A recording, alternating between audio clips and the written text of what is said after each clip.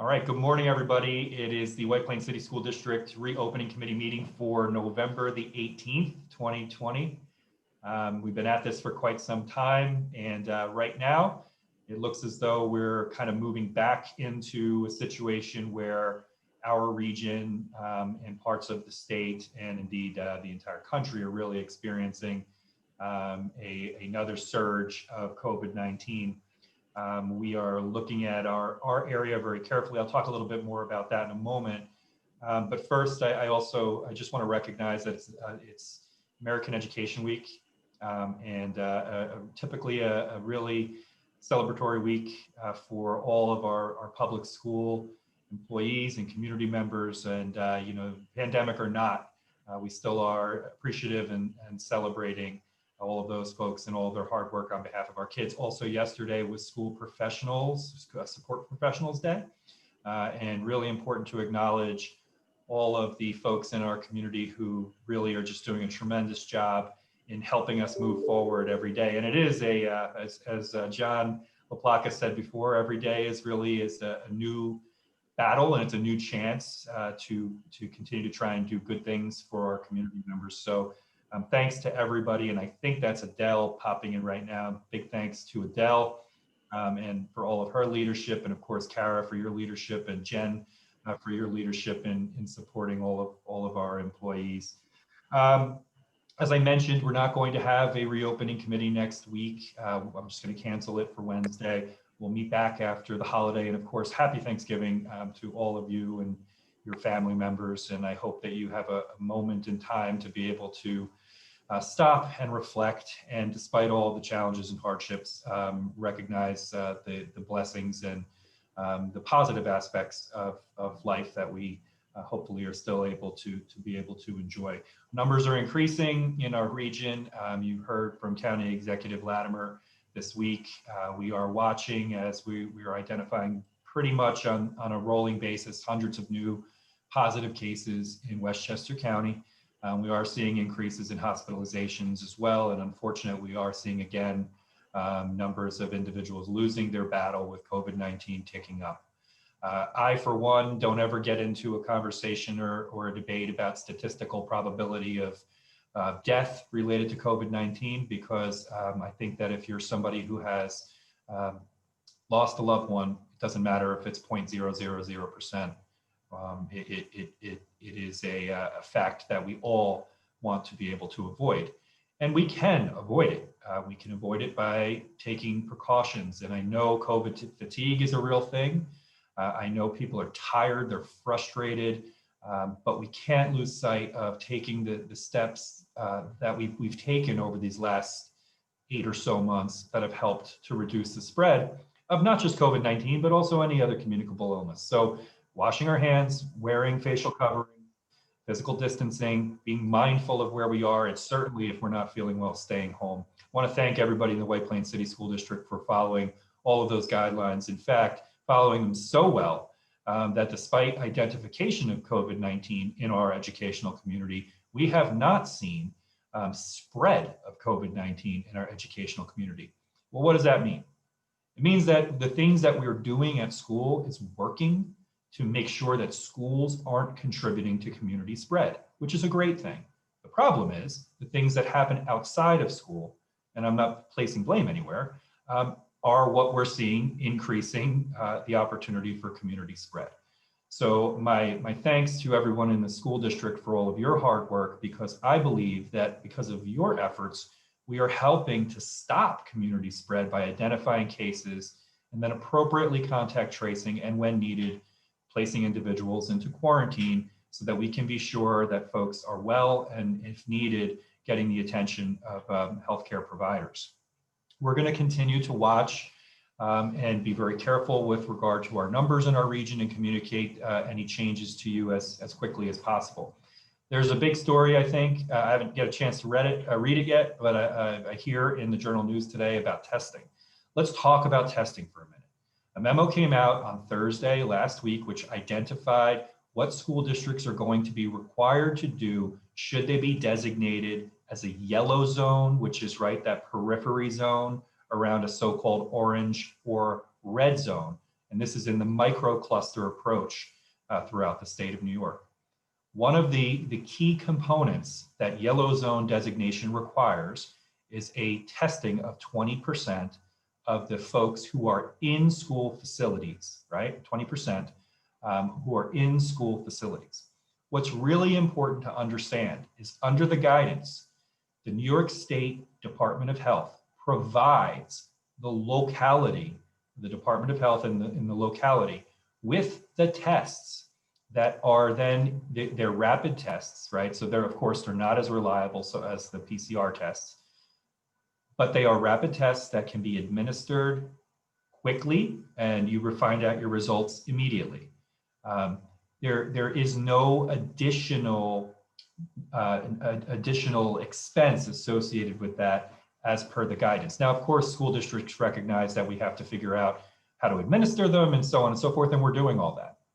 But I just want to be really clear that we are in the White Plains City School District and in the region, working very closely with the county as we have been and with the state to make sure that if we do find ourselves in a designated zone, if you will, or yellow zone, that we are ready to then move forward with the requirement for the 20% testing.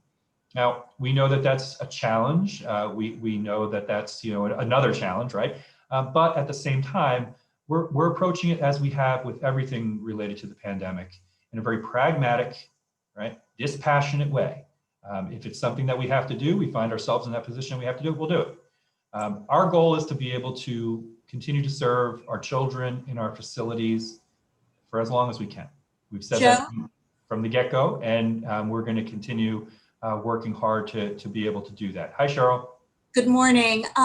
So, I've been getting all sorts of emails about letter writing campaigns to, legislators, the governor, about this testing, should we be in the yellow zone, and expressing concern about the expense involved in the school district. So this is really not, it should not be the main concern. The expense is what you're saying, that these letter writing campaigns are sort of not really on the mark then?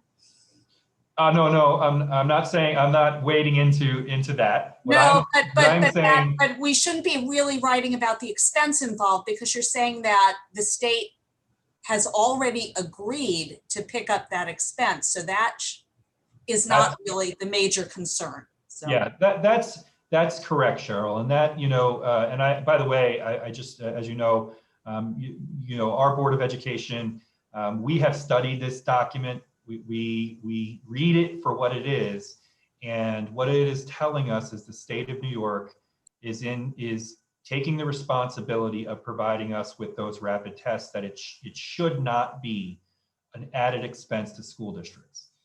Insofar as writing related to costs associated with testing, I'm sure every school district is a little bit different, whether or not they have the appropriate personnel to be able to administer testing, or costs associated with that type of that human resources type of work. So I think that's a consideration that does warrant attention. But you're right, with regard to the designation of a zone and the testing, that should not cost any additional money to school districts independently. So thank you for bringing that up, Sheryl. Absolutely. There's a lot of conversation about a so-called holiday pause. We talked about this at our last reopening committee meeting. We determined that we weren't making a decision on that last week, that we were going to continue to try and maintain our programming, our hybrid learning programming, and come what may, move through that process and be able to continue to serve students in our facilities. We are, of course, always watching and are ready to be able to make a decision or a determination if need be. But I do want to bring that to the floor again to see if there are any additional questions or thoughts or recommendations or suggestions relating to a so-called holiday pause. And when we're talking about this, we're really talking about thinking about the time period, I believe, after Thanksgiving through the winter holidays in December. So certainly, happy to hear from anybody who wants to weigh in on that. I thought I saw a hand. I thought I saw Kara's hand. Hi, Kara. Hi there. So as we know, Mr. Spatafore, can I speak about our numbers at Highlands? Can I use them? May I cite them? Sure. So right now we have 284 students quarantined, 25 staff members, right? That's a lot of folks. That creates a lot of anxiety, and it tells us that the numbers are on the rise. I think it's my belief that this is a post-Halloween spike. I think this is going to be replicated exponentially after Thanksgiving and again after the December holidays. We cannot afford any COVID tragedies. We can't. And so sometimes we have to make difficult decisions. This is a tough decision, but I think an important one. And I think that it will pay dividends long-term. If we want to sustain our hybrid program, then I think that is the smart decision to make. Thank you, Mrs. Lyons. Appreciate it. Mrs. Norfleet. Hi, good morning. The staff and teachers and support staff are doing a terrific job, but we're definitely seeing with my children attending school, teachers that are quarantined and working from home. So I think the robust hybrid learning that we've been giving is now starting to, the teachers are having a hard time keeping up with that. There's more students at home and less in the classroom. Not to say that there's a problem with the quality that we're giving, but I think we're starting to struggle. And I think a true 100% remote for a period of time would benefit our students at home and keep everyone safe. So I support a pause. Thank you. Thank you, Gina. Hi, Ms. Lasser. Good morning. Yes, I can, similar to Highlands, share at the elementary level the challenges that myself along with my AP colleagues have had in terms of providing staff coverages due to quarantines or due to other illnesses. And obviously we are concerned with the safety of our children, not only the instructional aspect, but how we are supporting them during recess and lunch. And lunch is particularly important because that is when children are unmasked. And we need to have many eyes on the children and not sharing of staff members where possible. Our TAs are going above and beyond to provide support, whether it's in the instructional or the non-instructional times of the day. And in order to sustain hybrid, we really need to think about, I believe as Ms. Lyons said, making a difficult short-term decision for the greater good of the long term. Thank you very much, Ms. Lasser. Hi, Ms. Hammond-King. Yes, hi. I just wanted to also weigh in to say that, what I've been hearing from my administrative colleagues is that the challenges associated with what Ms. Lasser just spoke about at Ms. Lyons, and we've also heard from Mr. Martinez and from Mr. Spatafore and Ms. Rodriguez is with regard to the middle and high school, is that what is happening is all of the energy, all of the administrative energy is really going towards just that actual trying to keep children safe, being able to staff the lunchroom, so it's really also just a drain on all of the other functions that we are trying to do in terms of providing a rigorous and appropriate education for all children. So it's very hard to be an instructional leader in your building when you are really having to have all of your energy and time associated with just that aspect of keeping people safe and making sure that you have the coverage that you need. So I think that what I'm hearing from our members is that it's very hard to sustain that over a period of weeks or months. And so I would also be supportive of a pause that would actually allow us to then again a little bit more focus on our core mission, which is to instruct students and move an educational process forward. Dr. Ricca, if I may. Yep, thanks, Ms. Hammond-King. Hi, Adele. Hi, good. I don't want to say it. It's up to you. Okay. Wait. Oh, I'm so sorry. Mrs. Herzenberg, I accidentally, instead of lowering your hand, muted you. I'm so sorry. My husband needs that button. First and foremost, I want to speak about the safety of our children, as Ms. Lasser mentioned. Thank you for bringing up the teaching assistants. I know how hard they are working to try to make a safe environment and an educational environment at the same time. But we are stretched thin, from teaching assistants to custodial staff. The amount of support staff that has been put on a pause, on a quarantine, myself included. I also would like to say that as, CSEA president, we always have the fear, if we have a long pause, of furloughs. So for the parents that, I'm a White Plains resident. If you see my beams, Ms. Norfleet and I have the same inside of our house. I'd like to speak to the fact that, no, this isn't an easy decision for me to stand here and say that, yes, I want to pause. It enrages me when I hear and read that all we want is to work from home. No, that isn't all I want. I want a safe environment for myself, for all of the staff, but first and foremost for our students, as my children had the privilege of coming to our schools and being safe. With that said, I do believe, even though we have the fear of a furlough, if it went for a long period of time, that we would be better off taking a short pause and ensuring that when we come back, we wouldn't have the numbers climbing as they are. Thank you.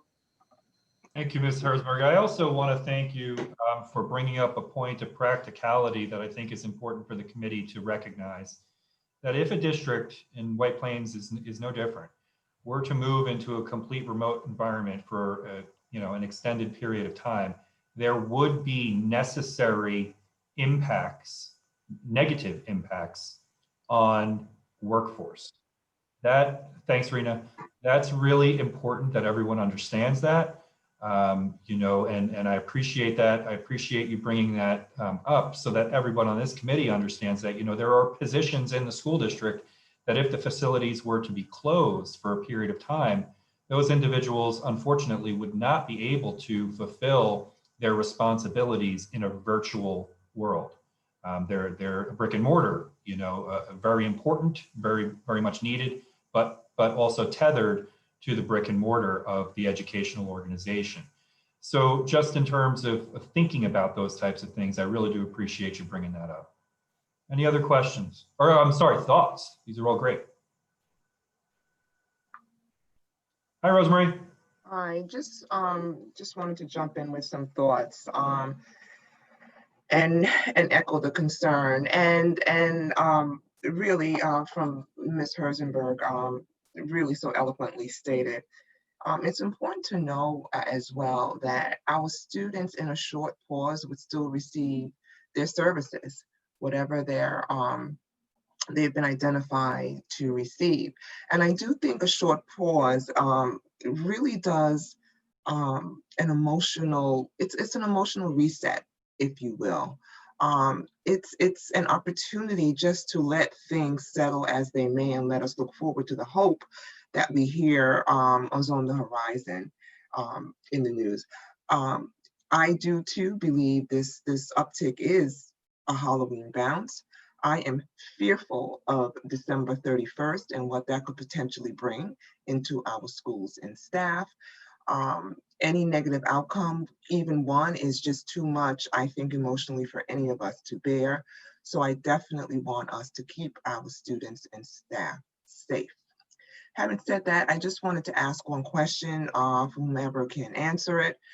How are we doing in terms of self-reporting? Are our parents self-reporting temperatures? Are we seeing gaps in terms of that that portion of our home responsibility and how that's being tracked? And is that a problem as well? That's a great question. Thank you for that. And thank you also for your points. I think, and it's good to be able to say this, and I think that our parents and our guardians have been really very vigilant in their notification when they're having concerns or suspected cases of illness. Many of the notifications that we receive from parents and rather almost all of the notifications that we receive related to positive cases are coming from parents and guardians. We have not experienced some of the unfortunate scenarios that colleagues have experienced in other school districts where there wasn't necessarily the sharing of proper information, which then led to more cases. Fortunately, and this is a big shout out and thank you to our parent and guardian community, we've been getting good information. We do have incidents in terms of folks not filling out necessarily on a regular basis the daily check-in. We do follow up with those folks, but by and large, Rosemarie, I think to your point or to your question, we are getting good partnership from home. I don't know if anybody else wants to weigh in there. Yeah, and then just if I could tag on to that, how are we getting those parents to comply? Because this is more than just a school thing, as we know. This is a community thing. So how do we communicate with those parents to comply with what we need them to do, really, not only for their child, but for the community? Yeah, I think what we've tried to do is we've tried to just constantly and consistently message and request and beg and plead so that folks understand that our actions outside of school have a direct relationship to our ability to operate school. So, you know, if you are doing the right thing Monday through Friday, but on Saturday and Sunday, you throw caution to the wind and relax those standards that to which you've been adhering to, you have a very good chance of individually setting in motion an event that could potentially close a school facility, put folks in quarantine, put students on remote. And so we've really been trying to just share that fact with our families. Hi, Sheryl. So I'll just make a couple of comments. We have certainly taken an approach here in White Plains to be very, very mindful of safety, you know, for students and staff. And all our plans have really, you know, emphasized safety. And, you know, so there are very legitimate, valid concerns, logistics as well. You know, we were discussing yesterday in the curriculum and instruction subcommittee of the reopening committee, you know, that for some teachers, you know, the majority of their students are now, you know, at home. And while, you know, they may have 4 kids in the classroom and 16 at home, and the challenges of trying to, you know, serve both those populations, you know, concerns about having the kids in the classroom then being on Zoom essentially so that they can interact, you know, with the students at home. I mean, it's all very complicated. So very concerned about that. On the other hand, one of the points I brought up yesterday was that, you know, the high school recently sent out a survey asking parents if they want their kids to come in more. And so, you know, and the timing of that. And so the importance of whatever decisions we make, that the communication continues to be robust. We've been doing a really great job with communication, but, you know, as far as I can tell, there are families who still, you know, want their kids to be in more. I had talked to some high school parents who, after they got that survey, interpreted that to mean that the school district was trying to bring kids, you know, into the building more, though we know everything changes on a dime, but making sure that our communication is, you know, constantly clear, transparent, repeated over and over again. So whatever decision is made is, you know, so clear to everybody. Yeah, thank you very much. That's a really great point. And a great point about how things change in a dime, you know, and as we were watching numbers increase, we still knew that as we were ending the first marking period, we need to collect the data, even if it's not something that can be actionable immediately, that principals and their teams can then be looking at to determine if there are opportunities to be able to have students attending more than one day. We are committed to trying to continue to figure that out despite the numbers going up, but you're absolutely right. That communication for folks it has to be clear and it has to be consistent. Thank you. Another piece that I think is important to make mention of related to pauses is there are, and I know the committee is aware of this, but for folks maybe watching at home, there are students who a pause actually it creates a more difficult and challenging scenario. And for, perhaps not the majority of students, certainly we have student populations who really do require school intervention on a daily basis to really cover many of their fundamental needs. We know we have students with disabilities to whom the services are critical. We know that we have students with other extraordinary needs to whom the supports of the school facility are critical. And that's not to say that a pause is impractical or not something that we should do. I think just for the community to understand that in any scenario, regardless of the decision that's made, there are always downsides. And then trying to mitigate those downsides is really the tightrope that we all walk on here as a committee. And you've seen us try to overcome those types of challenges by way of, getting to students, providing supports, in a very differentiated manner depending upon what their needs are. And that, I think, just in terms of us thinking as educators, that's something that weighs on us. And I know it weighs on the committee members, and I know it weighs on our faculty and staff members, because we do recognize that there are children who are struggling very mightily in a remote environment. We know that there are incidents of increases with regard to concerns related to mental health. We know that there are issues with regards to certain types of behaviors occurring, in the home. This is not just White Plains; it's everywhere. And we're aware of that. And so for folks watching the committee's deliberations, just to be able to clarify that as a struggle that is on the table as well. Yeah, and Gina just put in the chat, and I agree with you 100%. I think everyone in this committee does. We all know that being in school in person is the 100% safest, and best thing for kids. That goes without saying. Thanks, Gina.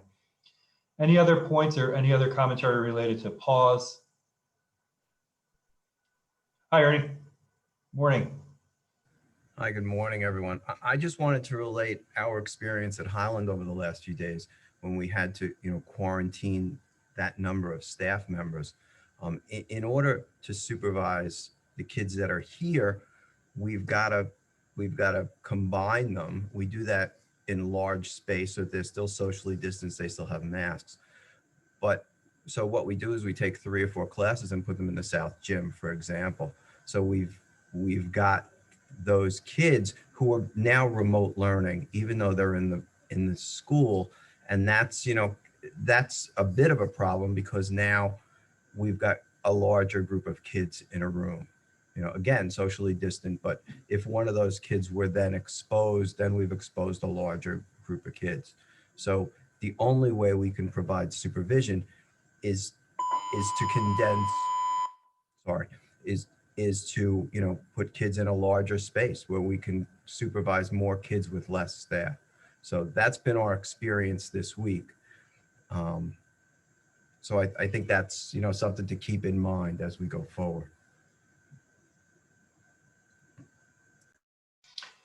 Thank you. And it really does. And I think, at this point in time, I do want to share with the committee, and I have a Facebook Live this afternoon too, and I'll share these numbers again. We'll probably change before then. Last night, as many of you know, we unfortunately experienced another positive case at the high school, which precipitated the need to go remote today at the high school to facilitate contact tracing. That probably happened around 6:30, 7 o'clock last night. Then around 8 o'clock, we identified a case that was associated with the Lyric, the Lower Hudson Information Center over at Damon House, and contact tracing needed to go into effect last night for Damon House. And just, you all know this, I mean, the virus doesn't stop. It doesn't matter if it's Sunday night, it doesn't matter if it's Saturday, but we are, dealing with that. And Ernie, I think And Kara put it into perspective with regard to Highlands of just how many people it really does bring into the contact tracing web, if you will. So far at White Plains High School, we've had 1 student positive and 29 quarantined, staff 3 positive, 18 quarantined. Rochambeau, students 1 positive. Highlands 2 positive, 286 quarantined students. Highlands staff so far 0, but 25 quarantined. Eastview students 1 positive, 33 quarantined. Eastview staff, fortunately 0 positive, 16 quarantined. Ridgeway 1 positive, 54 quarantined, 10 additional because of teacher quarantined. Ridgeway staff, fortunately 0, 10 quarantined. Post Road students 1 positive, 16 quarantined, but 110 children in remote because all of an entire grade level of teachers needed to be quarantined. Post Road staff, one positive, 11 quarantined. MAS staff, fortunately 0. I'm sorry, Post Road student, MAS students, 0 quarantined. MAS staff, fortunately 0. 1 quarantined. George Washington, fortunately 0 students positive, 15 quarantined. George Washington staff, 0. Church Street students, 1 positive, 53 quarantined. And Church Street staff, fortunately 0 and 7 quarantined. So numbers, you know, obviously in the contact tracing are much larger than the identified cases in the school building. And of course, that's part of the practice of trying to make sure that you're getting anyone who could have potentially been exposed off of the field, if you will, for the period of time for incubation, interruption of the illness. So a lot of people involved in all of those processes. Questions about contact tracing or anything of the like? So Dr. Ricca? Yes, go ahead. I just would like to share, there was a parent coffee talk on Monday evening. Mrs. Brady was there. So Sheryl, if there's anything that you'd like to add, please weigh in. You know, parents of students who receive special education programming and services are really looking to us to be creative, particularly if it's something that we choose to do, like a pause. And I agree that the health and safety of our students and staff is paramount. But, and I would like to, you know, possibly assure the parents that we will explore to the extent possible. We do use quite a few contracted employees, particularly with occupational therapy and physical therapy. That might be, if we could identify a space, continue to be able to provide in-person services. So I don't want, you know, I want parents to know that we are going to be as creative as possible in the event that we are either required to close or choose to close or choose to pause and shift to remote instruction. That we'll continue to look for in-person opportunities with contracted employees. Thank you so much, Deb. Really important for information for parents and guardians and students as well. Okay, travel with the holiday season approaching. We know that there are really, you know, you're going to have instances where folks travel. We're recommending, and we're going to continue to recommend to everybody to please adhere to the expectations for travel and for self-quarantine if necessary. That's an important part of keeping the number and community spread in our state down. If you are going to travel, to be safe about it and to do everything you can to make sure that you're operating within the guidelines. That is very much appreciated, and that will help school districts to be able to continue to operate following the holiday season. I do just want to give the opportunity for any of the subgroups, and I know there's not reports from everybody, and that's totally fine. But if anybody has any updates, please feel free to share right now.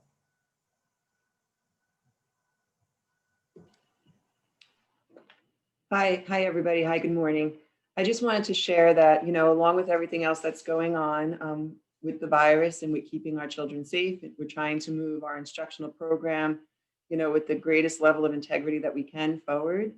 And as you mentioned, the parent surveys did go out. We talked about that as a reopening committee, that we wanted to survey all of our parents to see if there was going to be any change in families who were selecting remote only or families who wanted to move from remote only to back in school to the hybrid model. So I believe that every single one of our buildings has done that at this point. So we do have that data when we need to, enact on it. Report cards went out at the secondary level. We're carefully taking a look at the grades of our students. We do see that some students are thriving, doing very well in their classes. There are students who are having some challenges, and we want to take a close look at those students. Anybody who is not passing classes, we have the counselors looking at it, the principals looking at it, the curriculum coordinators looking at it, and really thinking of ways that we can provide additional support, reach out to the families, reach out to the students, and really make that personal connection so that we can support in any way that we can, and we have the ability to. Elementary report cards, the marking period ends on December 4th. Report cards will be mailed on December 11th. And I just want to mention to the committee and to anybody who's watching how challenging it is to assess children in this landscape that we're learning and teaching in. We have some students who are remote only. We have some students that are in a hybrid learning environment. Students are getting different levels of, support at home. There are many different variables to their at-home learning, environments. So I just want to, say that our teachers are going to, give it their all to provide accurate assessment for the students at the elementary level, but just that, we need to know that there are challenges in that. Along with the performance levels, there's a drop down for each of the indicators that includes an NA, a not applicable. And we are going to be, encouraging teachers to use that only in circumstances where they feel like they have not adequately covered that standard, or if there's a circumstance where a particular child has not, produced enough work, or you don't have enough assessment data so that you're not, giving a child a performance level of a 1 or a 2 when it's due to lack of evidence of assessment. So, we're going to send a parent letter out to all the elementary parents and share with the teachers, how to appropriately utilize the NA. And again, I don't know if I had an opportunity to mention at last week's meeting, but we do have virtual math and ELA, ENL support group, academic support groups starting up at the elementary level for targeted children based on data. The other thing that I wanted to mention is the curriculum coordinator sent out a professional development survey to all the teachers at the secondary level and also at the K-5 level, and as did the staff development center. So we'll be getting a lot of feedback on, how we can better support teachers as well. And I think that Ron is here too, and he had a couple of updates about technology that he wasn't able to make over the, from the last week's meeting. So if he could join in. Good morning, everyone. We have done some changes in our Zoom security settings, which have helped against some of the Zoom disturbances we've had at the beginning of school.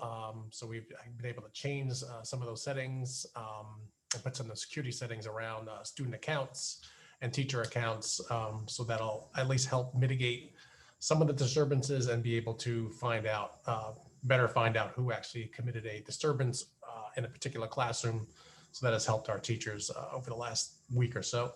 We're in the middle still of our bandwidth upgrades. We did phase 1 about 2 weeks ago, and we are continuing the second phase of the bandwidth upgrade probably in about 1 or 2 weeks to be at the higher capacity.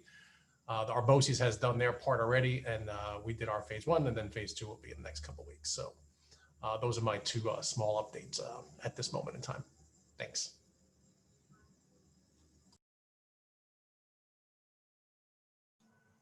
Thanks, Ron. Any other updates?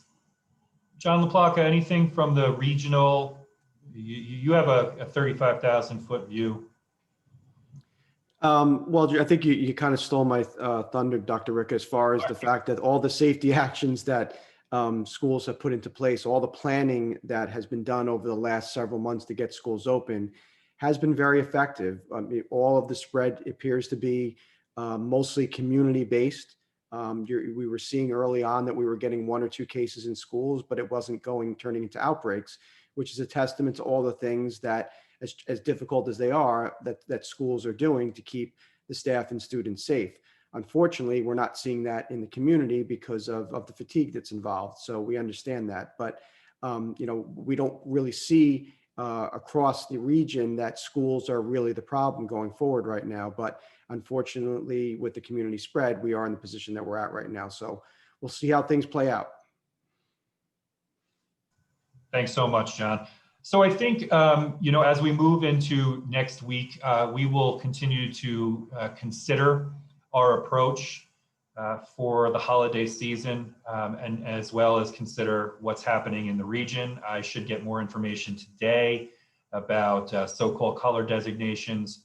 We will share that. If we are, or when it happens, we will get through it. We will figure out what's required and we will get through it. And we will support our kids and we will support our community as we have. This is not toxic positivity, by the way. We went through a much more difficult period of time when we didn't even know what we were dealing with. Remember that, guys. When we first started talking about this, when we first started getting together, we had no idea. We thought we had some ideas, but we didn't really know. Now we know. So we have a sense of what, where our focus needs to be, what we need to do. If we are in a position where we are designated yellow, we are ready to work with the state of New York and with the county of Westchester to do what we need to do to keep our kids and our community members safe. So I want to leave you with that. Second to last. The last thing I want to talk about is a little bit of what Ron spoke about. It's still school, right? We still have children. We're still working with children, which means we still have some of the things that still occur in school. And one of those things, of course, is when you have challenges with behavior. And there are all different types of challenges with behavior. And children make mistakes. There's mistaken behavior, there's misbehavior, there's all those different things. And teachers are very well trained to be able to address those issues. We have experienced that in a remote platform for sure, just like everywhere else. I think we've done a good job in trying to work with Zoom to get our platform as safe and secure as possible, give as much power to the administrator of the Zoom to be able to keep the class protected and to be able to conduct a class in the manner that you would expect. That being said, we have experienced issues. We've also experienced some issues where there has been disturbances which rise above what would be considered to be normal misbehavior, right? We've experienced disturbances with racist language. We've experienced disturbances with sexist language. We've experienced threats. And again, we're not unique, right? You've seen these stories all over the place. You know that occurs. So what do? Well, we tend to the technology side, of course, but we also remind our community. We remind our community about how important it is, number one, to uphold the values of this school district, which of course are anti-racist values, anti-discriminatory values. They're values associated with respect and responsibility and love and care.